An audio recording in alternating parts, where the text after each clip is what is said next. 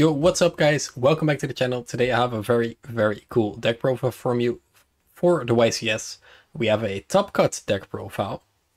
Now, this is arguably one of the best decks of the format right now, and it's being piloted by one of the best players from the Benelux, one of my favorite players, and I really wish you played your signature deck, but I am joined by Ryan today. Hi guys. Yeah, I really wanted to play Dark Magician, but I just couldn't get it to work properly for the format. There were 2 Dark Magician players out of the 9 in total who made it to day 2, so that's a pretty good conversion rate, but none of them topped. So I'm glad Unfortunate. I abandoned Chip. It could have been you. It could have been you. But you made a pretty smart choice to switch from deck. So you played Tri-Brigade featuring Rescue Cat, a very popular deck these days. And you actually made it to the top cut. So that's insane. Yeah, I went 10-1 in Swiss. I only lost to Sky Striker in round 5. And yeah, I was constantly reminding myself, okay, if I lose one more, I might not make it. So I'm gonna try my best to keep winning everything. Solid But yeah, strategy. yeah. Just don't lose, guys. Just don't lose. I was even happy to make it to day 2 with a 7-1 record because up till now, my best record going into day 2 was a 6-2. So the 7-1 really got my spirits up, and Yeah, super just stressed for day 2. But yeah, it's yeah. just a very different mindset going X2 into day 2 instead of like X1. X1 just feels so better. You're just like way more comfortable. But yeah, all in all, great job. So I also have my own deck profile for this deck list. So I'm excited to see your spin on it and to see if I could have done anything big to change to actually win the YCS. So yeah, Ryan, why don't you take us to it? Okay, so for starter cards, I played 5 copies of Fractal. Prior to this, I experimented with 6 copies, so like triple Fractal, triple Tanky. But I realized that opening double Fractal, you can play with it, but it's not optimal. So I cut down 1 copy, and that decreased the odds of opening double Fractal or even triple Fractal massively. So All chose right. to go only 5 copies. Already a big difference, and I am kind of related to that issue as well. Opening like double fractal and a tanky happened to me during the YCS, so makes sense of you to cut one less copy. Yeah. Then the best starter of the deck, if it resolves, is Rescue Cat. Mm-hmm. And what I really liked about Rescue Cat is that it's super strong if it resolves, but also if it gets interrupted through a bounce, like the Double Dragon Lords or something like that. Yeah, It's in hand, and you can discard it for Keras or something. yeah. Or maybe Uh, even summon it back with a Frigid. mhm. Yeah, that also. Um, there was one match in the last round of Swiss actually, where he had Imperm and Veiler in games 2 and 3, but I was able to protect my cat with back row and still got to resolve it the next turn. That was pretty cool. The exact same thing happened to me in the last round of Swiss. That's kind of funny. Yeah, and also it's such a cool legacy card. I love it when like really old cards suddenly make an appearance in the format. Yeah, very nice. Okay, for cat targets, we play triple Keras and triple Kits. Some people don't like playing triple Keras, but I actually really enjoyed it because I assumed there would be a lot of responsive hand traps and traps in a format like Impermanence, Failure, but also stuff like Solemn Strike maybe. And if your only summon gets negated or the effect gets negated and you have no extenders, then that's a pretty bad situation unless you've hard round the Revolt. So that's why I chose to max out on Keras. And Kit is just good, so why not play 3? All right, interesting. Did the third Karas ever like clock your hand or something, or was it just final tournaments? I remember one time when I drew double Keras, but even that is not the end of the world because you can, and I'm gonna double check if you really can or if I'm just really bad at the game. Yeah, you can discard Keras for Keras. Okay, So nice. if you couldn't, that would have of course been drastically worse. Yeah. Especially since yeah, you special a Keras and then you have to normal the other one because you're not going to have 4 Tri-Brigades, right? Yeah. And you would be locked out of the effect of one of them. But yeah, you can discard Keras for Keras. And of course, the Virus Bird. Yeah, Nerval is pretty good. Wouldn't play any less than 3, and I think you will agree with me. Exactly, yeah. All right, looking solid. Yeah. To round up the Tri-Brigade package, I maxed out on Revolt. I assumed there would be a lot of Joel and Lockbird in the format, and I might encounter main decked copies or even after side decking. And I just philosophized that if that happens and you already have the Revolt in hand, you don't really need any other searching or drawing effects. Also, having this in hand ensures that you're not forced to go into the Bear Brum. So instead of going for the Bear Brum with your second Tri-Brigade effect, you can go for the double Dragon Lords and then make a Rugal. And for those who never realized this, the interaction of having a Rugal and a double Dragon Lords is pretty good because then you can use Rugal to revive the Nerval and tribute the Nerval for the double Dragon Lords every turn. I'm saying every turn, but of course you're not going to be able to do that like more than twice in a duel. But Yeah. it's still a pretty sweet interaction. Machine gun Tri-Brigade, let's go. Which I learned in game 1 of round 11 Solid. because it was a mirror match. Solid And then I won lesson. game. Then I won game 3 because of it. So Oh, always keep learning even during the event. Yeah. All right. Yeah. This is Yu-Gi-Oh! In 2021, so we also play a lot of hand traps.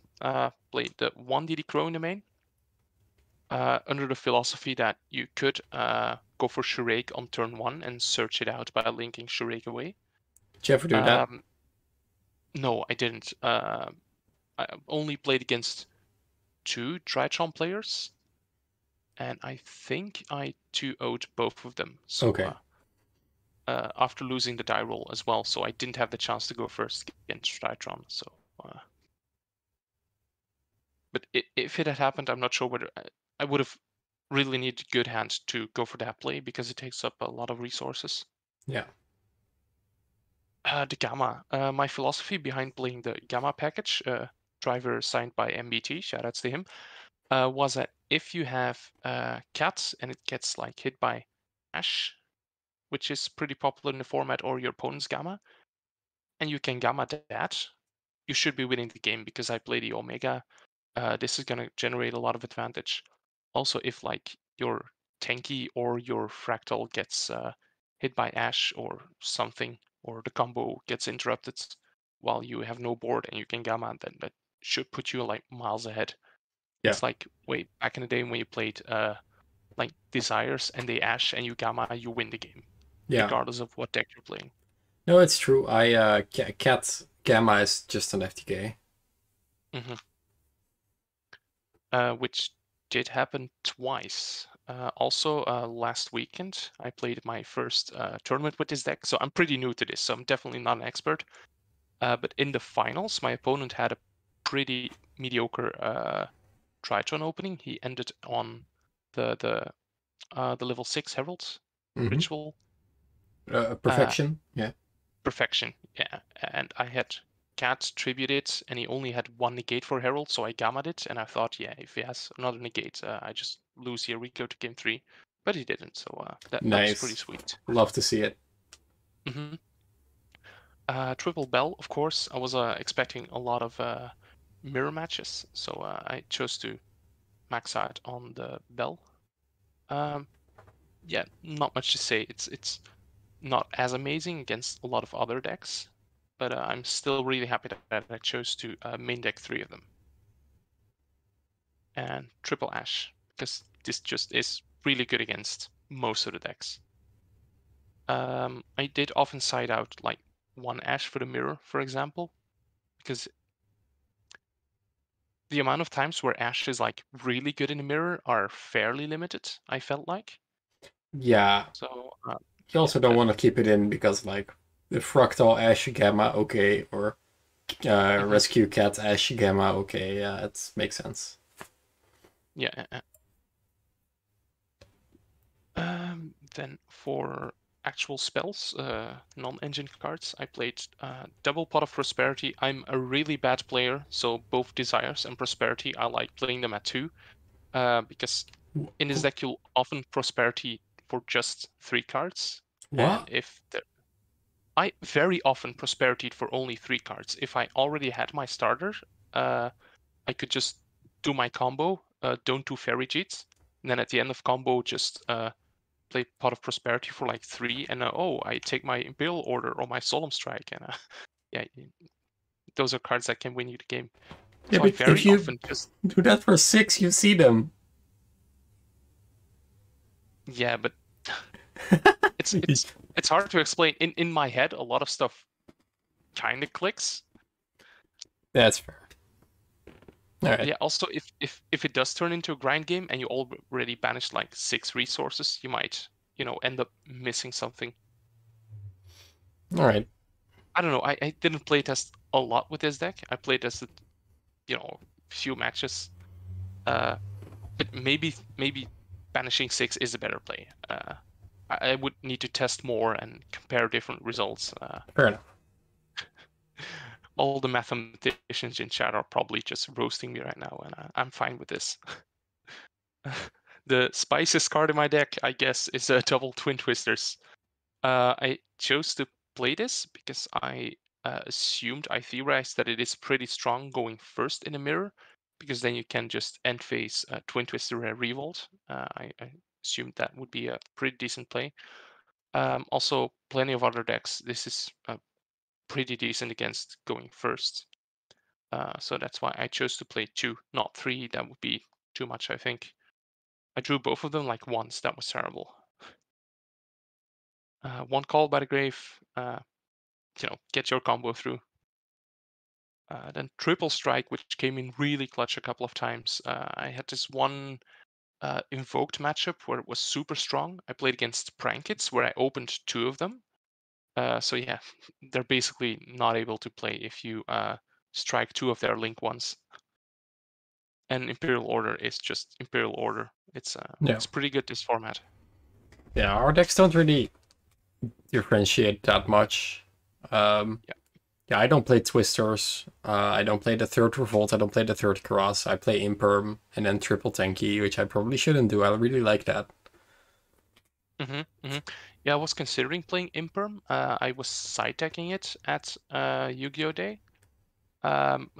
It might have been a better call to actually side deck it. There were a few cards in my side deck that I was not super stoked about after the event. All right. So that might have been the way to go. And we'll hear about that later. All right.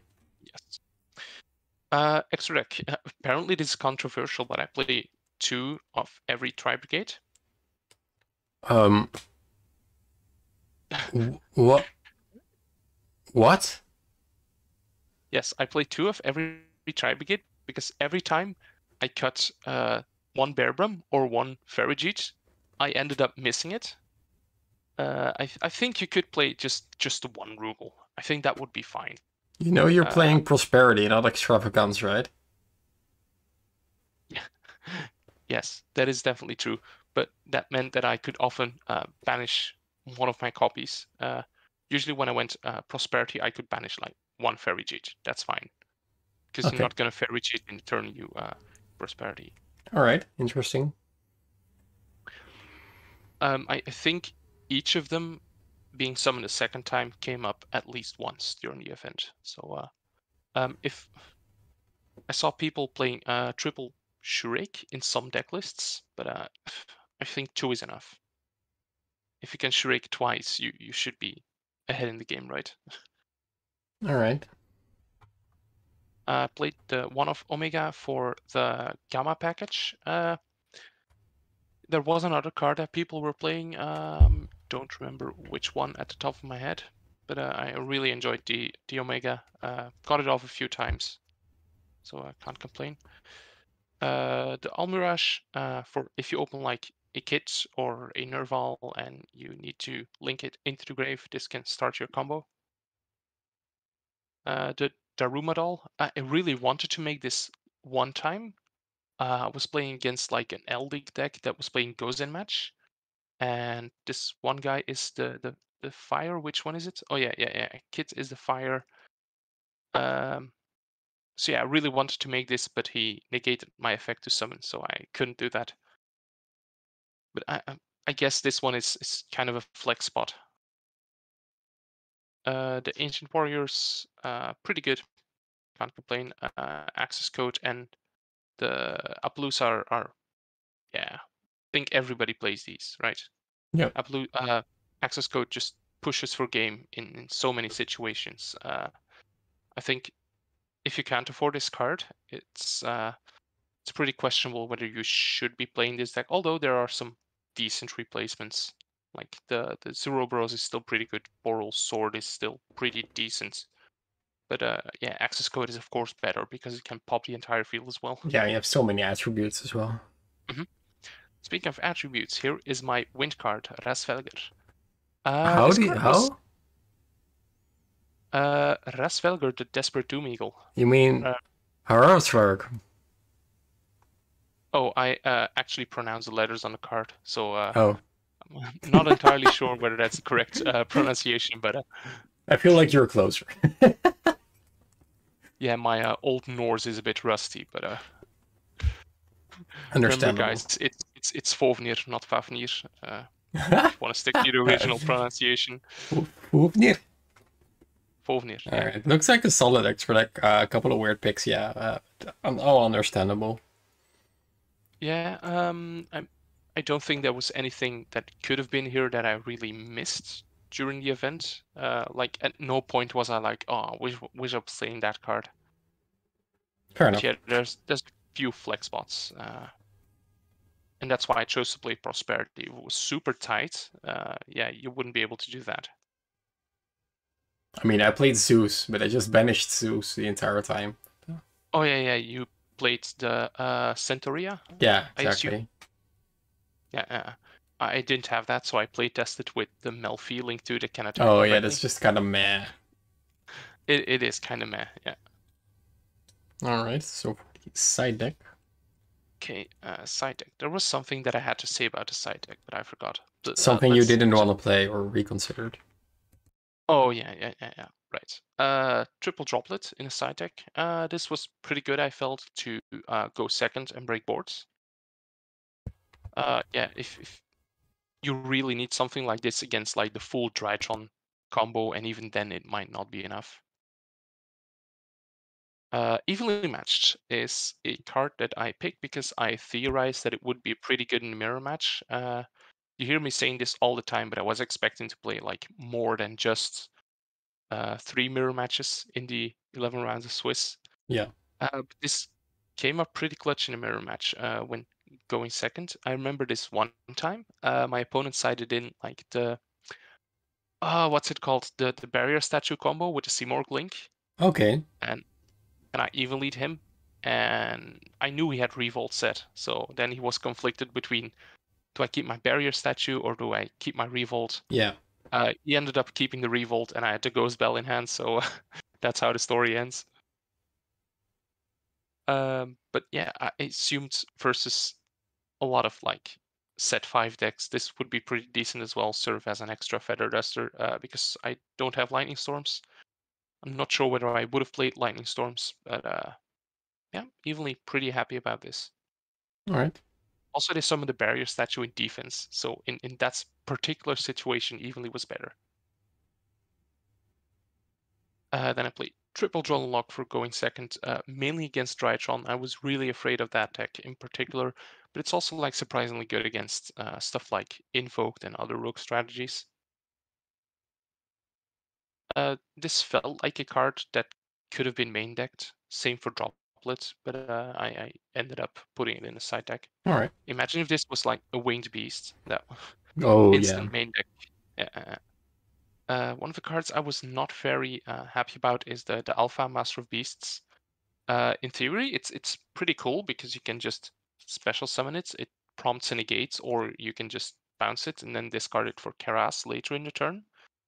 But that ended up not coming up. Okay. So these definitely could have been stuff like Imperm. And I played double anti-spell fragrance. really good against Sky Striker in theory, because they can't play, and then you can just make access code and pop their entire board and possibly go for game as well. Yeah, also good against certain rogue matchups, but that can be said about a lot of cards in a game, right? Yeah. The one of Fankratops was decent. Yeah, just decent. I'm not gonna say it was super amazing, but yeah, spot removal. And the one of Feather Duster, I do have that instead of Lightning Storms. Think I sided in a couple of times, but never drew it. So Okay. We play a total of 3 cards similar in our side deck. Only the you double mean anti-spell, which I play 3 of, and the Duster. And all the other okay? cards are different. That's pretty interesting. That is interesting. You didn't play Alpha in the main deck or something, No, I right? With play 12? Triple Twin, the Mhm. Duster, I have it right here. Triple Anti, Triple Judgment, Duster, Triple Twin, Double Nibiru, and Triple Kaiju. That's what I played. Okay, yeah. The Wind Kaiju, right? Or 1 Godarda, double Gamma Shell. okay, that's fair enough. You didn't fear the barrier statues. Nah, yeah, I can special summon wind monsters, so I don't mind. I did play Godarda because of that, kind of funny. But overall, your list looks really solid. It's definitely a different take, to say the least, on it. Oh, that's interesting that you say that, because I thought that my list felt super standard. Like, if you want to start playing this deck, this is the kind of build that you would go for. I'm pretty So sure you're the literal only player in existence ever to play double Rugal, but I'm not really sure about that. But no, yeah, I understand your choices and your reasoning makes a lot of sense, and it's pretty nice to see that someone who hasn't played this deck for such a long time, trying to make your own version and trying to make your own list. And I think it actually is kind of different. Like your side deck is completely different. Your extra deck yeah, has a lot of different spice cards, and your main deck as well. Like double tanky, for example, something I just wouldn't even have thought of, but it kind of makes sense. yeah, I took some inspiration from here and there. That's how I view the game. I try to get as much experience as possible in the format, and then just put my own spin on it, even though it is fairly standard. But I'm definitely glad how the deck performed. I don't think I'm going to change a lot of stuff. Okay. Maybe just like alter it for locals, because right now locals is all we're gonna have for the next few weeks. No Yeah, big events planned. I Or can't just wait. go back to, Can't wait for your to Dark dark. Magician Tri-Brigade deck lists. Um, I have nothing to say about this. Yet. Maybe if we get a Dark Magician fusion that is based on Silver Fang, and it's Dark Magician plus 1 Beast type monster. Solid. All right. Any shoutouts you want to give? Shoutouts to everybody at Server 1, also known as the best server. What? Uh, Server 1. Server, Yeah. Server 2 gang, rise up. I'm just gonna say Server 1 had 10 players in the top cut. So that's a pretty big advantage. Server 1 was kind of tryhard. Also, Server 1 went pretty fast as well. I think we were definitely among the top 50% of servers in terms of speed. Yeah, I think our server was the last one that was done. So. Of course it was. Why wouldn't it be? Also, of course, shoutouts to my friends at Team Card Guild and just the entire Belgian, Flemish, Dutch community. Sorry, Flemish Dutch community. Sorry if there's any Wallonian players watching, but I didn't hear you all weekend. But yeah, we had a lot of fun just chilling between the rounds, waiting. So yeah, Nice. definitely. All right, yeah, great. Big shout outs to Team Card Guild, big friends of the channel, of course. And yeah, Ryan, just congratulations with your very first YCS top. Unfortunately, not top 16, but it happens. It happens. It's your first YCS. Next one you'll win. That's how it works, right? We'll get them next time. We'll get them next time. Don't worry about it. All right. Thank you guys so much for watching, and we will see you in the next one. Bye, guys.